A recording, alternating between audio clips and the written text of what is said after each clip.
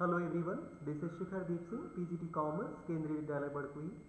As we all know that school and colleges were shut down in the second week of March as a preventive measure to contain the spread of COVID-19. In February now, we are still debating whether to reopen. Apart from impacting the future of 32 crore citizens, this has also pushed educators to reshape the mechanism of imparting lessons. Some immediate measures including shifting teaching process online on an untested scale, conducting online assessments on trial and error basis, creating content suitable for remote learning, using technology and tools among others. However, transitioning to an online mode has had its share of challenges. What kind of challenges? These includes limited access to the internet, lack of uninterrupted power supply, ill-equipped teachers, absence of a robust monitoring method. Hindrances to replicating the rapport between the teachers and students in an online world.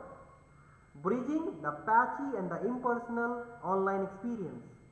Increasing in screen time and unavailability to tools to create the content in regional languages. The impact has been more severe for disadvantaged children, leading to uninterrupted learning, compromised nutrition, child care problems, consequent economic cost to the families who can't work. Another challenge in my view is to ensure that students return and stay in school when school reopen. This is especially true to protracted closures and when economic shocks place pressure on children to work and generate income for financially distressed families. As I find solution to these challenges, I see the glimpse of the future of learning. While educators and students are eager for institutions to open, the crisis has led to some elements of learning being changed permanently. The first thing that I think, the first is the increasing use of technology. During the lockdown, the government used the electronic media to ensure learning continuity for students.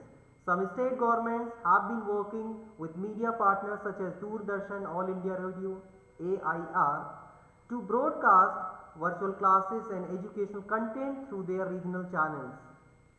This is not only helping students in rural areas with no internet connection, but also the visually impaired students. The boost to online learning has huge implications for our ability to scale and provide equitable access to the millions of students. Educators, as we are the educators, regulators and learners have to change their attitudes and accept that this will complement classroom learning. For example, I myself continuously using the Google Classroom, which is a wonderful source of classroom teaching and learning through the online media.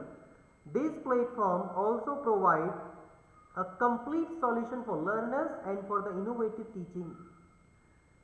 Now, after learning some tools of online education, I can easily make online Google Sheets for information, Google Forms for question papers, which are required to assess the students online.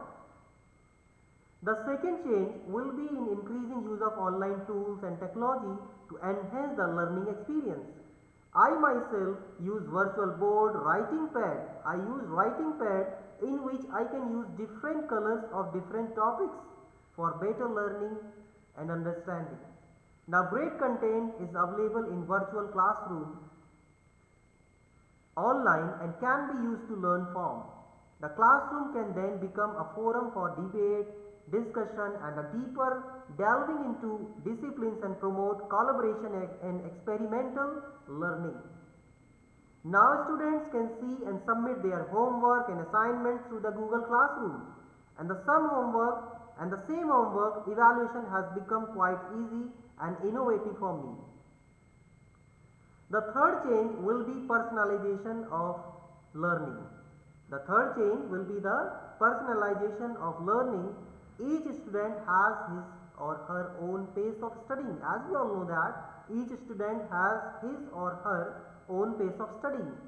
While some may need more time, others may need more materials to achieve the same outcome. Now we talk about the machine. Machine learning and the artificial intelligence coupled with strong data analytics can help the customized individuals learning paths at scale. As far as my concern, I can teach the bright students and slow learners as per my convenience directly from my home. And students are now feeling more relaxed that they need not to come to school for extra classes.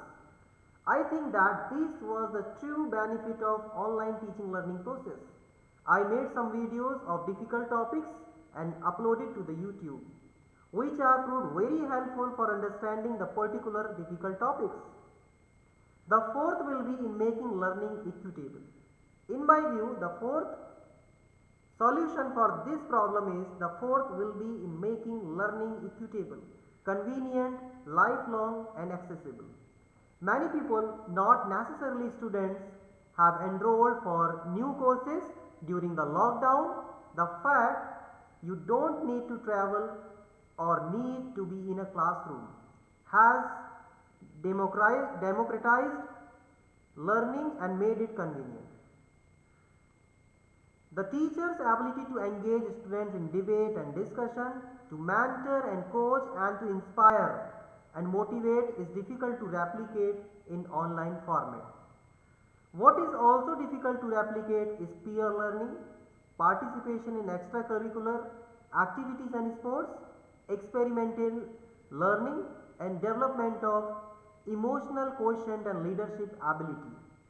While schools and colleges, the way we know them, are here to stay, the way learning happens and the way teachers teach is sure to change.